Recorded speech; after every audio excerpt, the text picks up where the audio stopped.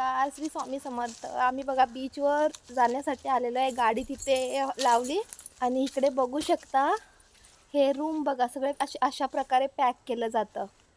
हे जे guest house असतात ना, हे अशा प्रकारे पॅक करतात.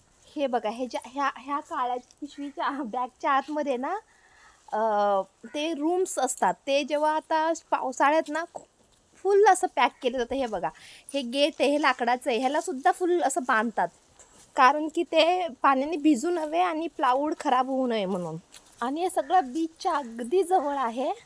हिचं बघा रोल खाण्याचं चालू आहे. अजून आम्ही बीचवर पोहोचलो नाही. फायनली आम्ही बीचवर पोहोचलेलो आहोत. इकडे बघा वडाचं झाड.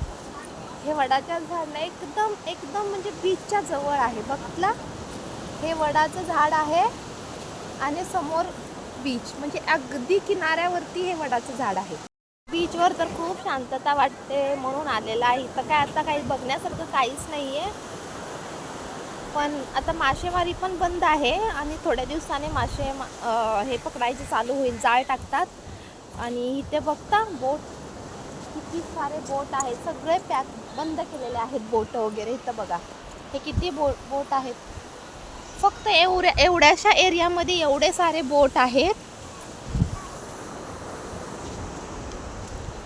आणि आता जास्ती करून म्हणजे लोक नसतात, पण मासेमारी छान होते. आता मला वाटतं की हे पुढच्या महिन्यातून चालू होईल.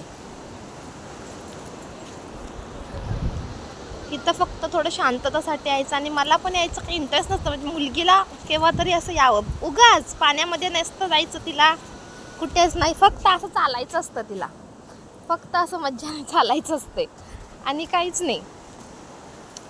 असं चालत चालत चालत दमायचं फक्त. लोकांना बघायचं, घरी जायचं.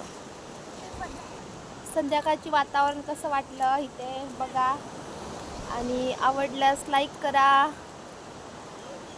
कमेंट करा, नवीन असाल तर सबस्क्राईब करा.